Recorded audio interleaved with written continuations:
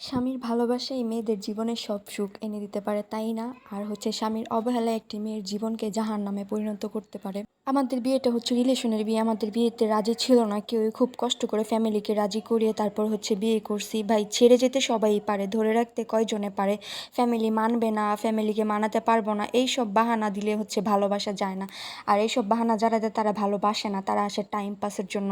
আবার সবাই বলে প্রেমের বিয়ে বেশি দিন টিকে না, টিকিয়ে রাখতে হয়, টিকে না। ঝগড়াঝাটি সবার মধ্যেই হয়, আমাদের মধ্যে ঝগড়া হয়, এমন ঝগড়া হয় যে ছাড়াছাড়ি অবস্থায়, কিন্তু কই আবারও আমরা একসাথে হয়ে যে কেউ কাউকে ছাইড়া যাই না। ভাই, ঝগড়া হবেই, তাই বলে এটা না যে আলাদা হয়ে যেতে হবে।